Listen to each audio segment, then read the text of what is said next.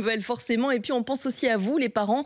Vos enfants sont peut-être en camp scout actuellement. Alors comment ça se passe? Bien, on l'espère bien sûr. Mais comment ça se passe surtout, Yasmine, quand il y a des petits couacs? On va parler notamment des assurances. Oui, on va d'abord parler assurance. Donc, les camps scouts, il y en a beaucoup qui sont terminés. Il y en a beaucoup qui sont, beaucoup de scouts qui sont rentrés de vacances, de camp.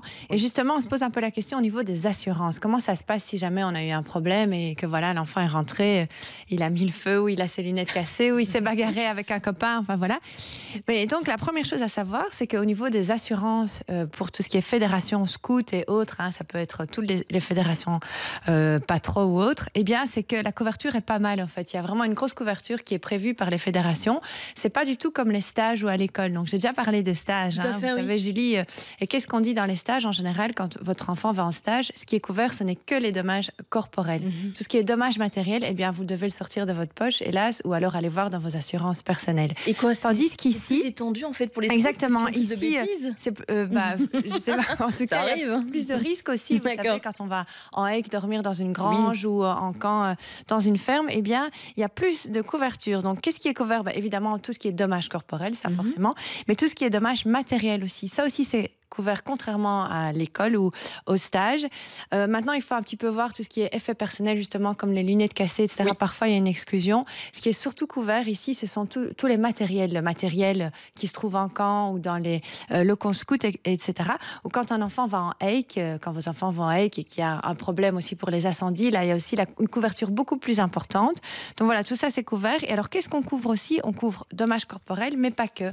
On couvre aussi tout ce qui est dommages moraux, par exemple, les frais d'assistance psychologique, ou alors tout ce qui se passe pendant les activités scouts, mais aussi ce qui se passe lors des trajets. Vous savez, il y a déjà eu des accidents de scouts lors des trajets vers une activité. Et bien là aussi, il y a vraiment une couverture et vraiment tout un encadrement au niveau de l'assistance psychologique, etc. Donc c'est pas mal parce qu'il y a vraiment une couverture prévue. Il y a aussi une protection juridique, donc s'il y a un problème et que ça va jusqu'en justice, ce qui est rare et qu'on n'espère pas, mais voilà. Donc ça, ce sont un peu des vintage. C'est vous la petite brune? Je vous cherche sur la photo. J'étais toute petite à l'époque, c'est quand mes parents étaient chefs scouts à Orient-Zémont. Ce sont vos parents? Ça, c'était les jeunes que mes parents dirigeaient.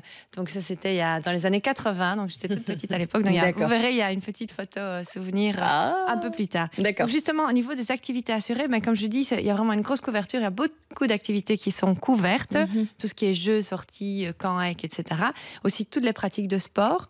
Mais évidemment, il y a des exclusions. Vous savez, tout ce qui se fait un petit peu à risque. Là, par exemple, les sports aériens, ça, ce ne sera pas couvert si vous allez en parachute, Julie, avec les scouts, ou faire un saut élastique. Et pourquoi se dire qu'on doit être plus raisonnable quand on fait un camp scout? Danger, et là, vous voyez, là, ce sont mes parents qui partent en vacances, qui vont en camp en Angleterre. Là, c'est mon père sur la camionnette.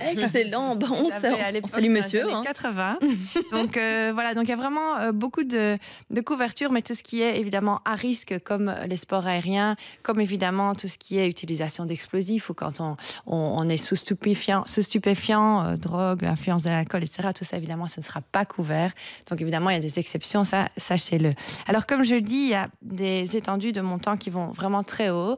Donc quand on parle de dommages corporels, on peut aller jusqu'à 12 millions d'euros par sinistre. Et oui, c'est énorme. Vraiment un plafond qui est vraiment prévu pour les grosses sinistres. Beaucoup d'argent. C'est quand il y a une grosse catastrophe, voilà, on peut le dire. Exactement. Et dommages matériels, on peut aller parfois jusqu'à 500 000. Donc c'est vraiment, vraiment important. Bête question, mais s'il y a un incendie, par exemple, est-ce que c'est couvert? Voilà, exactement. Donc l'incendie, il y a vraiment une extension particulière qui est prévue ici. On peut aller jusqu'à 500 000 euros, plus ou moins. Donc là, évidemment, ce qui est visé, c'est par exemple quand les enfants vont en hike. Donc comme je dis, on va dormir dans une grange ou dans une ferme.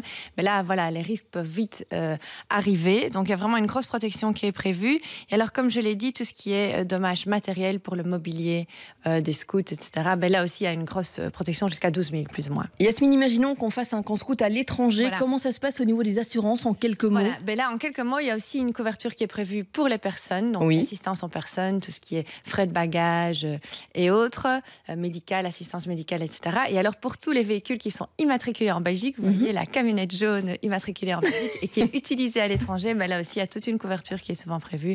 Donc, n'hésitez pas à partir à l'étranger, ce sera toujours couvert. C'est génial. Comme quoi, finalement, il faut se faire plaisir et puis il faut être aventurier dans la vie, surtout avec les enfants pendant les vacances, même s'il ne faut pas trop prendre de risques. On fait attention, bien sûr. Mais l'aventure, c'est aussi la vie. Et ben voilà, on a trouvé le petit son. On scoute toujours, bien sûr. Et d'ailleurs, on restera scout dans la suite avec vous, Yasmine. Oui. Là, pour le coup, on parlera un petit peu de l'hygiène dans les camps scouts. Les intoxications. Et quoi, l'AFSCA pourrait débarquer? Intoxication, on va voir. Non. Ah, bah écoutez, suspense à découvrir dans la suite du 6-8.